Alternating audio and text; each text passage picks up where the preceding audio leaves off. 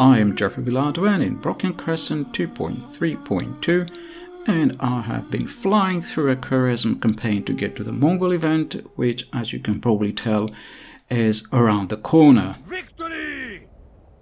We have just conquered Ghurid.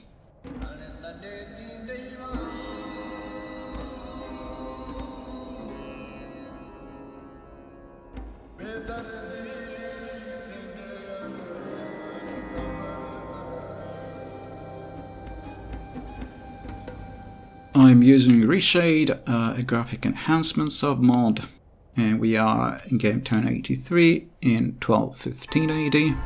We have an offer for Swordsmiths Guild in Pindi, one of our newly conquered fortresses. We are going to say yes. And here is Pindi. We can get elephants from Pindi.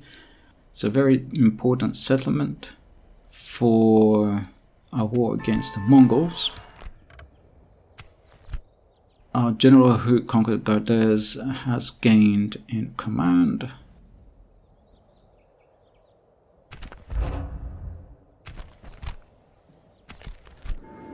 There is a plague in Multan.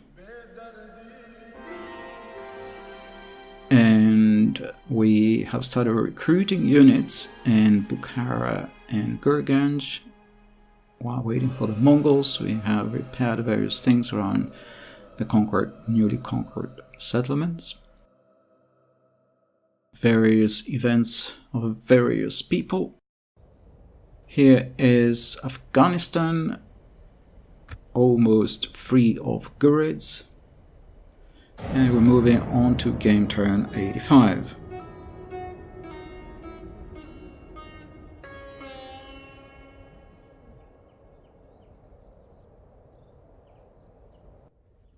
Diplomats go to settlements, especially settlements without governors, presumably to bribe the settlements or bribe the armies. So we have here some Seljuks of Iraq who also have the Kipchak Confederacy. They're also sending diplomats to bribe our units or settlements.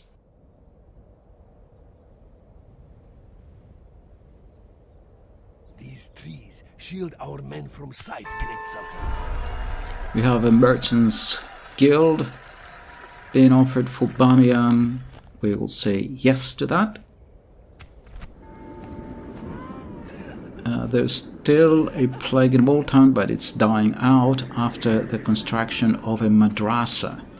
It's just been completed in Multan. The relations are poor with the Imamate of Oman. Why do they care? So we've gotten some units in various settlements. Here is the madrasa in Multan. Various generals are feeling appreciated after they have become governors of various provinces and newly conquered Afghanistan.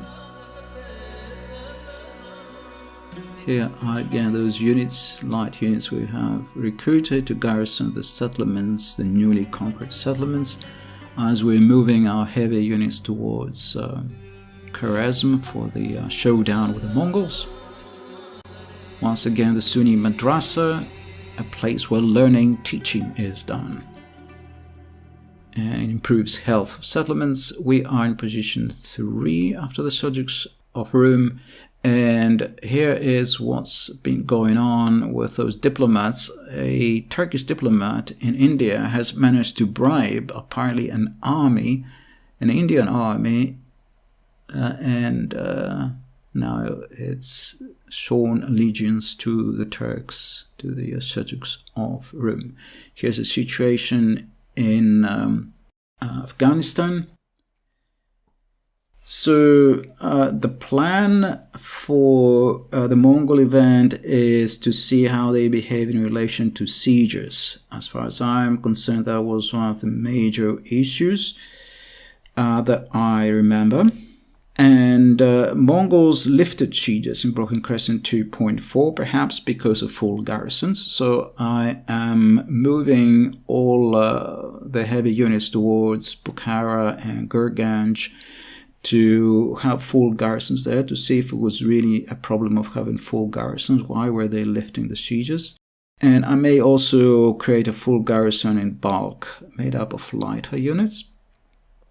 What was actually happening was they would lay siege on a settlement, and then next turn they would walk away. They would lift the siege, and they would spend some time going back and forth, maybe another game turn. Then they would lay siege again, and then after that they would lift the siege, and they would not attack unless they had several stacks reinforcing the one that had laid the siege. That was very curious. So they would never attack with a single stack. So there's something in the AI that's funny about that. So I'm trying to work out what is going on. So we have a very nice nobleman who wants to get married, one of our princes. So the Lord of the Fell Tents is around the corner. The Mongol warlord Genghis Khan is upon us. So there's a war between the Kipchak Confederacy and the Roman Empire. We have recruited some units and retrained others. We have a Shishaden in Zarang. We have an Assassin's Guild, I think, in Zarang. And it is our capital at the moment. And we have repaired a catapult maker in Gades. Another one of our generals feels appreciated. We are the most advanced faction. We are making this game turn 76,000 gold. So, as I have already said, there's now a war between the Roman Empire and the Kipchaks. The Mongol warlord Genghis Khan has completed the annihilation of the Kara Hittite north of Khwarezm. And now the Mongols hold dominion over all peoples of the northern steppe and China. We are in position 2 overall behind the Seljuks of Rome at present. Here's that army that the Turkish diplomat bribed in India. It's a very silly army. Perhaps he was trying to get some elephants, but that's all he found. Was it really worth it? There's an earthquake in Merv. We are the strongest faction. We are topping the charts militarily. The Ghaznavids are upset that we didn't kill the faction leader. Lost a merchant in that earthquake near Merv. Shah Muhammad the Killer has gotten some traits. We are getting more units around Gurganj, Khiva, and so on. We are in position 1 overall in population, production, and militarily. We are the strongest faction. So we had been asked to kill the faction leader of the Ghaznavids by the faction heir. And because we didn't kill him, that faction thinks less of us, apparently. Imagine if we had killed him. That's a little bit weird. Someone must have a word with that sultan about his spoiled son. So here are again the events. One of our spies has died. One of our merchants has been caught up in an act of God in northern Khorasan, near Merv, presumably where the earthquake took place. Malik Kuchuni has gained chivalry, being noble in rule. Seper Manzoor feels appreciated, and one of our new diplomats has gotten a translator to help him out, which gives him plus to influence. And Shah Muhammad the Killer now has a trusty speed that allows the entire army to force march by 5%. One trusty steed makes a huge difference. So these are some more light units recruited. We're now in game turn 88. I'm flying through the game turns because I'm no longer fighting battles. I'm no longer conquering anything. The Ghurids have been defeated and Sind has been defeated. We are at peace with everyone else. And so there's no need to fight more wars. We are just stashing cash away. We're keeping all the cash in the bank now. No more need to recruit units and do stuff. And we have put as many units as we can in forts to get free upkeep. And we're preparing for the Mongols. When the Mongols arrive, their armies will start devastating our provinces, which will be a burden on the economy. So it's nice to have a little bit of extra money in the bank. And so we're in position 1 in most things. As we already said, game turn 89. Defiance of the Khan, the ruler of Samarkand. Who was he? Has put to death. He was a Ghurid. Has put to death Mongol emissaries sent by Genghis Khan and sent their heads back to Karakoram. Surely this will teach this upstart warlord to know his place in the hierarchy of civilizations. So the Ghurids have it coming. It was all because of the Ghurids. It was their fault. So some more units have been recruited. Some nice M2TW warriors in bulk. A very heavy spear unit. We have a new faction member, Sebahadin by Haki, and he has begun his education. Akinti has a gifted Circadian Golem in his retinue now. Here's Sebahadin by Haki. He's in Merv with his father.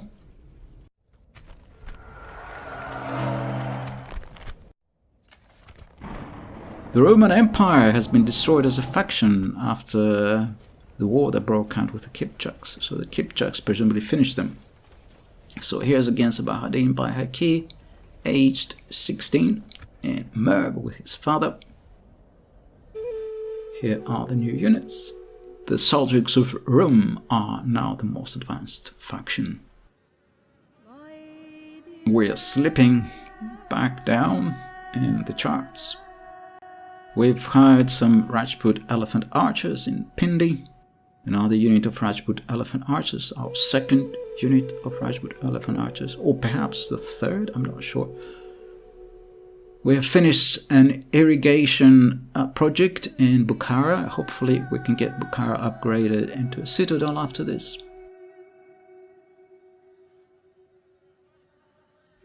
The Seljuks of Rum are now the strongest faction. We've slipped down to position 2 overall and militarily. Ahmad the Unorthodox, 79 years old, is spreading the word of the Prophet in Sind. Here's a rebel army somewhere near Khwarezm or in Khwarezm. We attacked them and defeated them. Our general and another one of the units gained in experience. You have 2 new young princes coming of age. So the Kipchak Confederacy and the Seljuks of Rome are at war with Georgia, if I noticed correctly. And we slipped down to position 3 overall. What is going on?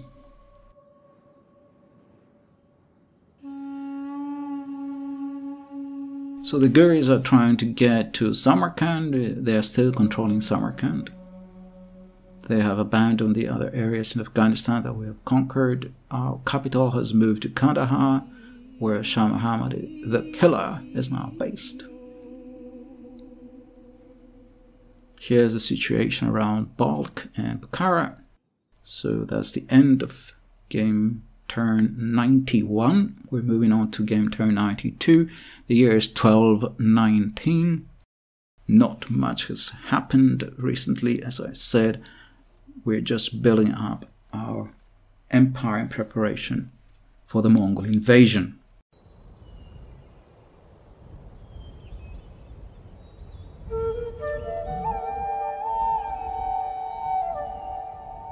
So those diplomats again, those foreign diplomats here from the subjects of Iraq trying to bribe our units or settlements. They go preferentially to settlements that do not have a general, and then they try to bribe the units. The Ghaznavids are doing the same thing. Everyone is taking an interest in this game.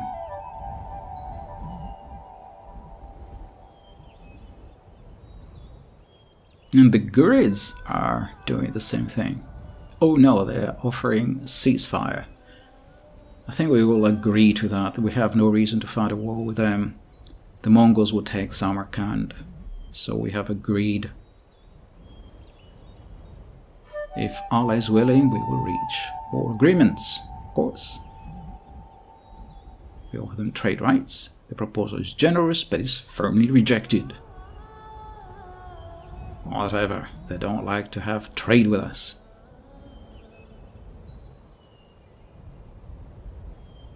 Around here, for some reason, I've lost the sound, but it doesn't matter. So, game turn 9 to 1, those diplomats continue. So, the Kipchak diplomats are now trying to bribe that settlement. Everyone wants that settlement, and more are gathering around Balkh. The Kipchaks have sent an army of diplomats to bribe our settlements. Very sneaky.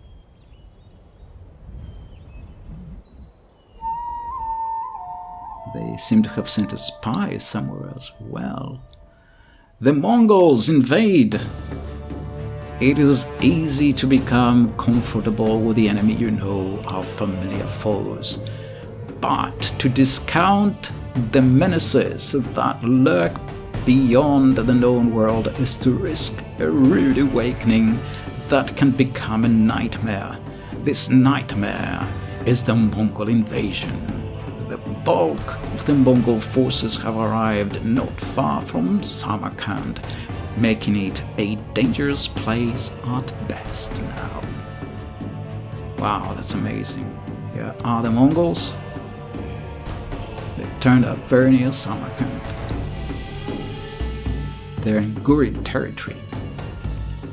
Hostility ceased between the Ghurids and the Shah of Khwarezm. There was only one Shah of Khwarezm, I don't know why it is in the plural.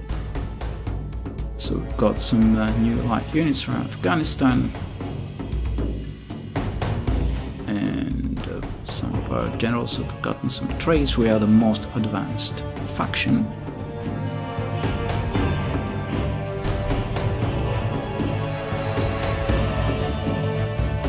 And we're making about 77,000 gold per 10. That's alright, that's enough. And we are going to take a look at their army. We've sent one of our spies over. Here is one of their armies. They have a lot of horse archers. They have only horse archers and one lancer unit. Another army, identical almost. A third army, the same. They have 21 armies, another army just like the other ones, with triple golden chevrons on every unit. Here's a different kind of army. Here they have some more infantry, less cavalry. Khan's dismounted guardsmen with a defense of 23, attack of 10. They're holding maces, so they look dangerous. Here are some noble heavy lancers, attack of 13, defense of 26, charge of 11. They're also very dangerous, with triple golden chevrons.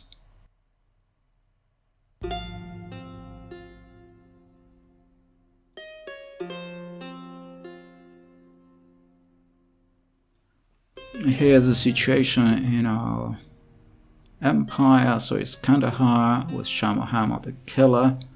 It is currently our capital. That helps with income. So for some reason we have the highest income if our capital is around Kandahar.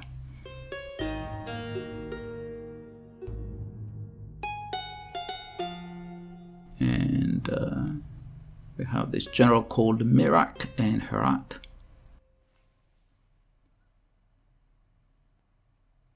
We have a lot of other religions. Sunnis are a minority almost everywhere. So our Shah Muhammad has gone to Herat. And therefore Iraq can go somewhere else. He's gone to Firuzkoh.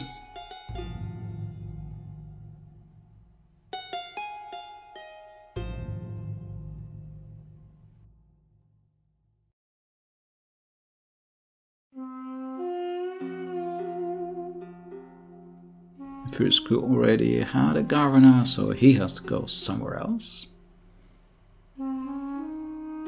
We need a governor, I think, in Bost. I think Bost doesn't have a governor. Somehow he has to get there. He cannot reach Bost. Alright.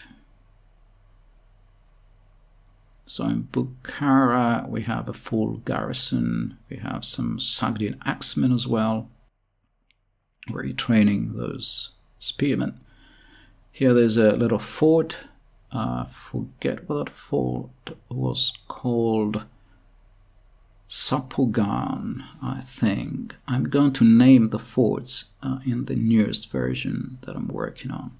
They're going to have their actual historical names. So here's one of our best generals. He's mad for some reason. And here is Balkh. We are building up another full stack there. We have full stacks in Gurganj and Bukhara.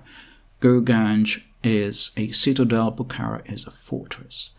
Here are some of the other settlements. Here's Bamiyan, he has a nice garrison. I'm moving the generals a little bit so they don't get black eunuch traits. And so moving them around just to give them some exercise, because if they stay inactive then I think they get black eunuch traits, which are not great. And Christian just got enough movement to get back to Kabul. Yeah. Christian governors, if they stay inactive, get drunkard traits, which are probably even worse.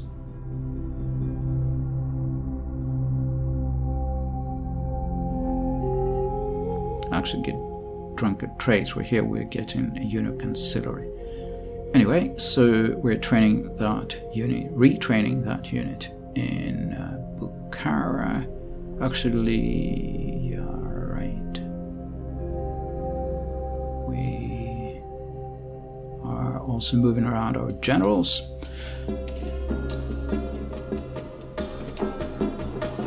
And so now here's Gurganj. Gurganj also has a near full stack. Aladdin was in Gurganj, he's gone to Khiva, and his father has gone out to Gurganj. And we have some Sogdian axemen and some Tajik urban militia, but most of the units are spearmen. So are the units here in Bukhara, they are mostly spearmen. But we also have 3 units of Sogdian axemen. And here are those units in Sapugan and the units in Balkh. And we have enough units around Bamiyan and Firuzkoh to build a full garrison in Balkh. Here's Merv. It's possible that the Mongols will come down this way. It's not impossible. They're only about 2 or 3 turns away. If they want to, they could get to Merv, so that could be tricky. Merv has a very light garrison. We have to wait and see what they want to do. So our new diplomat, Tastan Muhtasham, who has very high skill, is multilingual, speaks Mongolian, is paying a visit to the Mongol armies. Here is Genghis Khan. Yes, what is it you would speak of? He has a Japanese accent.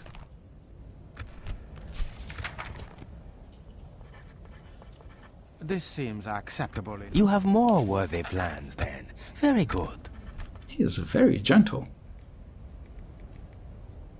So we're offering Genghis Khan an alliance. Interesting. We shall hear your continued wisdom. She likes the idea but hasn't agreed to it. That's interesting. Of course, our relations are only at so and so at the moment. So we keep making better offers slowly. No, we do not agree on this day. So he is not interested. So I'm going to fly through this because I spent about an hour doing this, trying to improve the relations with the Mongols. And in Broken Crescent 2.4, it was possible to make an alliance with the Mongols.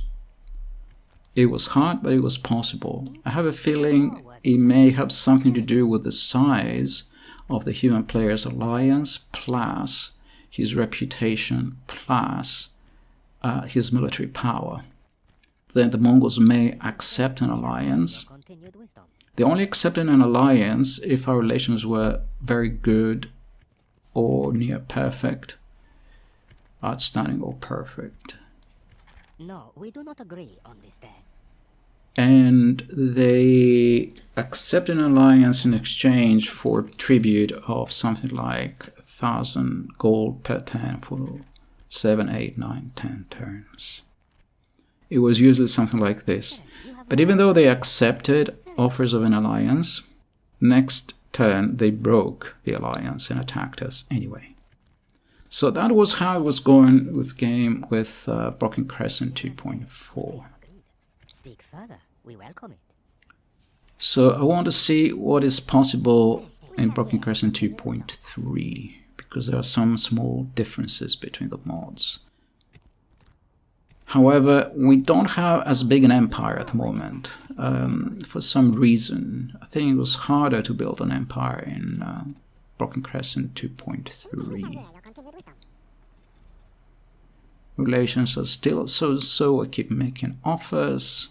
They are pleased by the offers, but nothing changes. Relations still are so end. So this went on for something like an hour, this sort of thing that you see here. So I'm cutting it short. So after a while, about 10 minutes of this, I got the relations up to reasonable, another 10 minutes up to amiable, and then another 10 minutes the relations were up to good, and I spent another 10 minutes to get the relations up to very good, and about an hour after I started this, the relations started improving a little bit further as we were increasing our offers, and they eventually got to outstanding.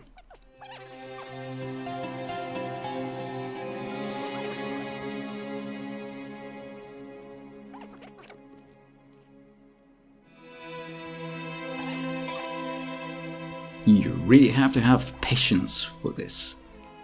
But I really want to campaign with the campaigns at 2.4 to see what's possible in 2.3, because I hadn't played 2.3 for a very long time, and it's useful to know how things are changing as the mod is evolving. So the relations are up to outstanding at last. You really need to play some nice music and just go through this because it's mindless. And I'll make some something to eat, make some tea, some coffee, listen to some nice music. So we keep making offers. At this point, I think I'm offering about, what is it? About 5,000 plus some other benefits. They are not interested in an alliance, but our relations have gone up to outstanding. Let's see how this goes.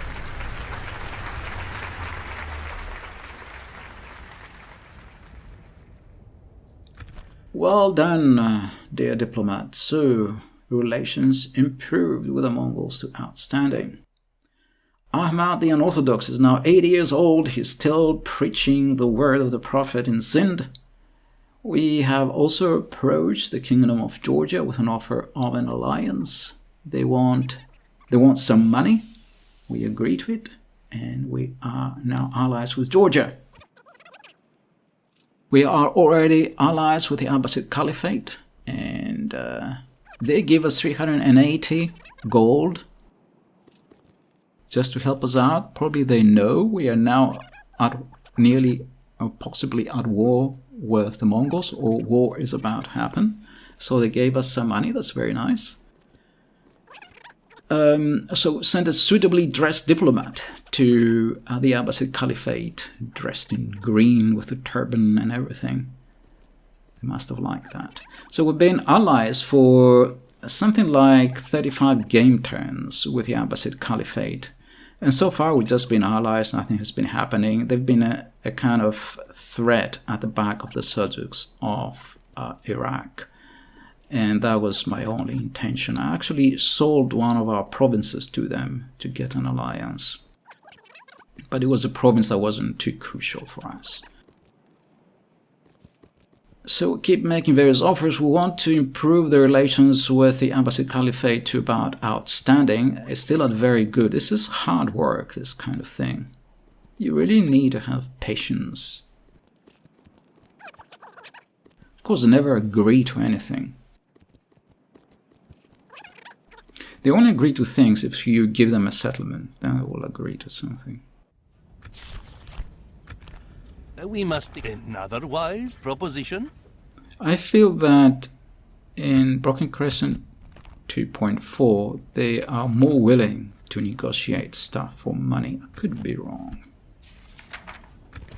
The answer, I'm afraid, is no. We welcome words of wisdom such as these. So, Assalamu. they said goodbye. We have another diplomat. He's gone to the Seljuks of Rome. You may have noticed I've created new portraits for the diplomats because the original portraits, I found them underwhelming. Too similar to the merchants. So we're trying to please the Seljuks of Rome as well. They may agree to an alliance at some point. It would be nice to increase the size of our alliance. It would be a deterrent to the Mongols, perhaps, possibly. So give them money. We offer them various things in exchange for money, or we ask for things. Map information mainly. We must decline this you speak of, Sadiq. You are an honor to your people, Sadiq. Relations have improved with the Seljuks of Rum after all this to outstanding. And I try to keep relations at outstanding with about 3, 4, 5 factions that I have selected. None of them are immediate neighbors. So that was the end of Game Turn 92, the end of year 1219. The Seljuks of Iraq are not giving up, trying to bribe our settlements. Parmar Rajput merchant has put one of our merchants out of business. The Kipchak diplomats are also up to the same thing, trying to bribe our settlements.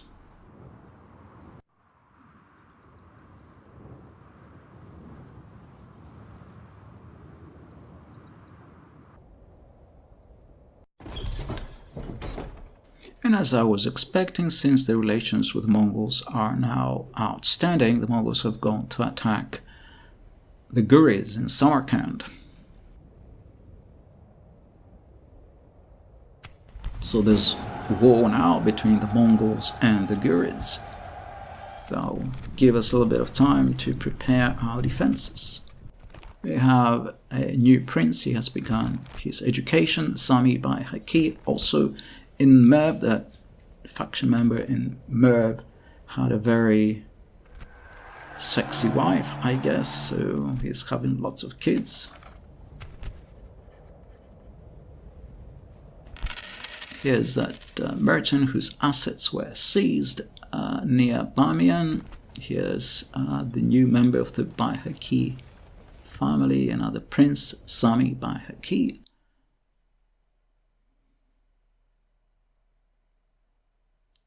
Few light units have been recruited in various places. The hordes arrive. A large force of foreigners have entered your lands, Ghurids. They've also entered our lands, but they left. Oh no, they haven't left. They still have a force in our lands. So our spy is going to have a look at the situation around Samarkand. The Mongols have sent most of their armies in that direction. They've laid siege on Samarkand. I wouldn't like to be in the place of the garrison of Samarkand. Our diplomat, Tastan Murtasham, has gone back to the Mongols with more offers of an alliance. No, we do not. You have more worthy 1,000 gold for 7 turns. They don't agree to that. So we're going through this again. Relations go up to perfect. They just won't agree to an alliance for anything. You can't offer them more than about 10,000. That's the top, the maximum. Anything more isn't making any difference. No, we do not agree on this day. No, they don't agree to an alliance. This is good. Perfect relations with the Mongols. Here is the Mongol armies. Here are the Mongol armies near Samarkand. Here's the situation in Multan. Ready, my Sultan. You see, we don't have a general there, and that diplomat Give me a is target, and I shall give it trying to bribe that settlement. But we have an assassin in Multan.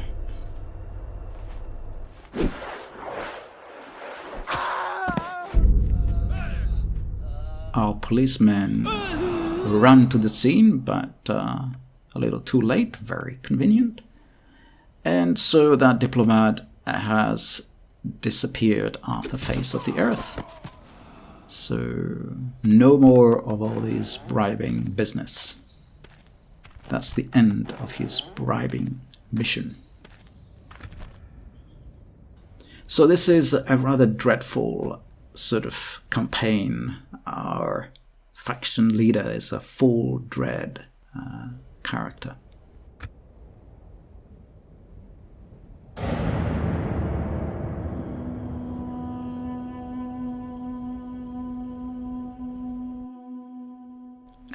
But the Seljuks of Iraq have another diplomat in Firuzabad. 2 more diplomats in Firuzabad. How annoying. And a merchant. He acquisitioned the business of one of our merchants. That's annoying. And some Kipchak and Ghaznavid diplomats also trying to bribe our settlements. Here's the situation with the Mongols around Samarkand. Samarkand is still under siege. The Mongols don't attack straight away. They wait for 2 game turns before they attack a settlement. They are building siege engines for 2 game turns. So here are various units. We're in game turn 94 in 1220 AD. One of our spy has died in Lashkar. There's other agents who've died. There's been an earthquake in Saravan. Goodness me, all these earthquakes. An honor to serve. So we're moving our faction members around to avoid that they get unit traits. I live to obey, Sultan. There is a target you had. Another one of our assassins has gone to kill a very capable merchant around Hormuz, because we have an agent there, and he's a newly trained merchant. The mission was successful. And in situations where you have a newly trained merchant who is an upstart, the foreign merchants act as assassins and they go and kill him. Here's the situation in Sindh. You remember we had that priest, that imam, great imam who was 80 years old. So he's there with the rest of his fellow imams. Until sunrise. That enemy agent bumped into one of our assassins. The enemy diplomats, the Seljuk of Iraq diplomats, continue their bribing efforts. Also, the Ghaznavids are doing the same thing. And of course, the Kipchaks are doing the same thing.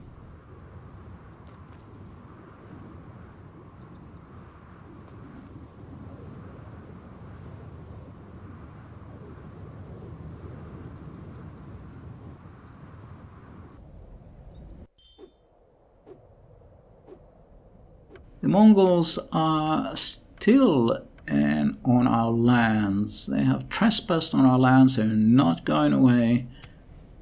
Hostility siege between the Seljuks of Rome and Georgia. Here's a new merchant. We have recruited a new merchant, I think, around Ormuz. We have a new family member. We are making about 76,000 gold per 10. The Mongols have taken Samarkand, have taken Mawara on. Nah. Don't know, I guess that's Mongolian for Samarkand. And we're in position 4 now, behind also the Mongols. What is the infidel's name? And here's one of our assassins. He's going to have a word with one of those annoying diplomats. He's walking. Well, he had his last walk. Our policeman turned up very late again. So Kusa the killer has gained in skill. Here's another one of our assassins. He's going to take care of one of those diplomats, perhaps, around Firuzabad. Assalamu alaikum, friend. Let us. I serve your will. What is the infidel's name? Okay, that diplomat had it. He should have minded his business. I guess he was. Our policemen have once again arrived late. Very good policeman.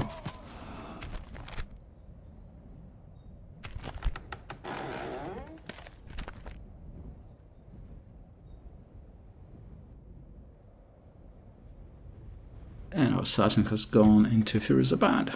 There he is. I live to obey, Sultan. More annoying foreign agents. We have to take care of the situation. Who or what offends you, mighty Sultan?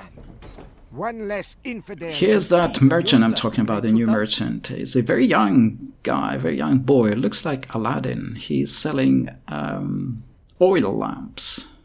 He's in the oil lamp trade. He only has 1 star, I think. Very good. And so he's very vulnerable. So he's looking for a more quiet place. His name is Ferdad.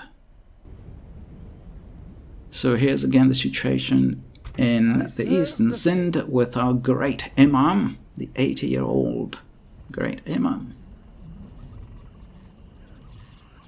He's preaching the word of the Prophet.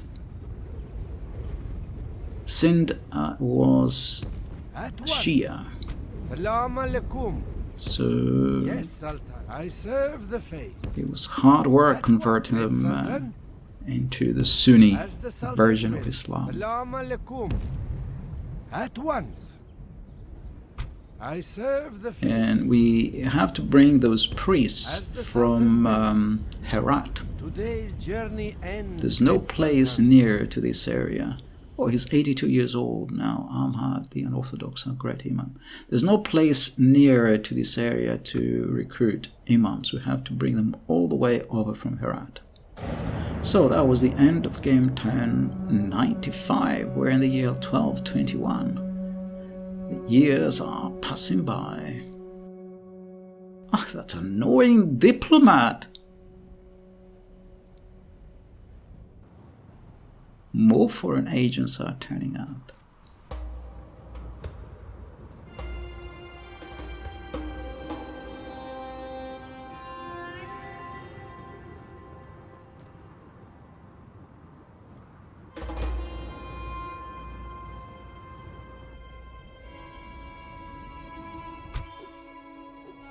And finally, the Mongols have left our lands. They've gone now to their new homeland in Samarkand.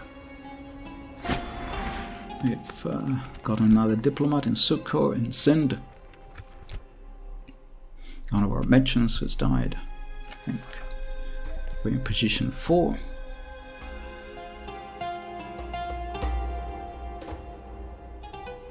Here are some of our merchants in India.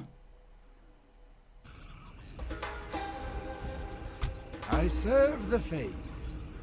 You know, imams are moving towards the coast of Sindh as they are converting the population. At once. Great Sultan. As the Sultan wills. Salam alaikum. At once. I serve the faith. So there are Yes, going to Sultan. be no Great battles Sultan. in this As episode. the Sultan wills. Salam alaikum.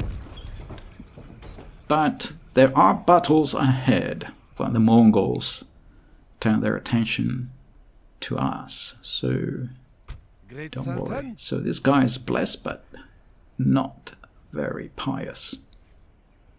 We're making 78,000 gold per turn. Here are the Mongols. Saida, noble ruler, but I am not a dignitary. Okay, here's the Ghurid army. This guy is facing all those Mongol armies. I think his fate is sealed. Our spy is moving towards Termez. And Termez is under siege. That's the last settlement that's left to the Ghurids. And they apparently only have a very, very small garrison in Termez. And they are besieged by a very, very large Mongolian army. Fear is a weapon. Wise generals, use well. Right. A full Mongol stack has laid siege on Termez. And Termez, it looks like, has a very depleted garrison. Some units that were defeated in battle, they've taken refuge in Termez. The Ghurids are finished. So we have 22 cities and 14 castles. We're doing really well. We're in position, it looks like we're in position 2. Is it not? We're behind the Kingdom of Jerusalem.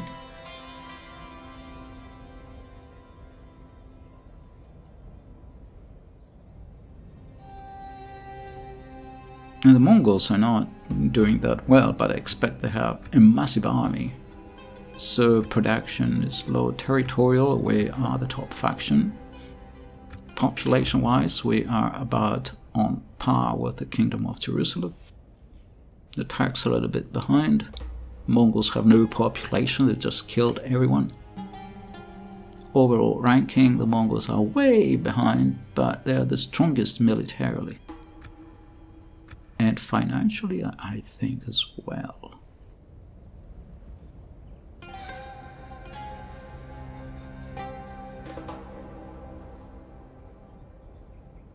So that's the subjects of Rum, and green, that's the Kipchaks, and the darker shade of blue.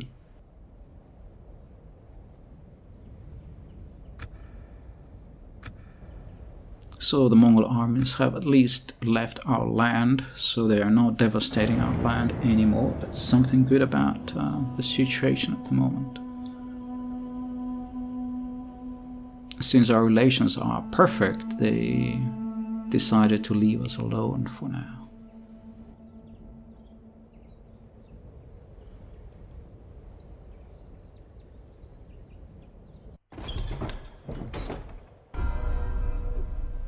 And the Mongol army has redeployed. That's very worrying. Ah, great Imam. The 82-year-old Imam has died. Finally, that's a shame. We've got 2 new princes coming of age.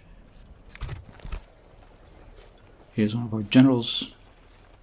Kutlu, one of the new generals, is outside Zulfikar.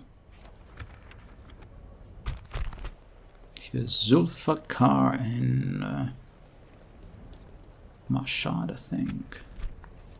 Flash flood in southern Khorasan and Birjand. It's a very dry place in the middle of the desert. Strange they got flooded. And the Ghurids have been destroyed as a faction. That's why the Mongols redeployed. So there it is. Termes has fallen to that Mongol army. The Ghurids are now history. And the Mongols have redeployed. So the Mongols entered with 21 stacks. And they probably have about 20 stacks by now.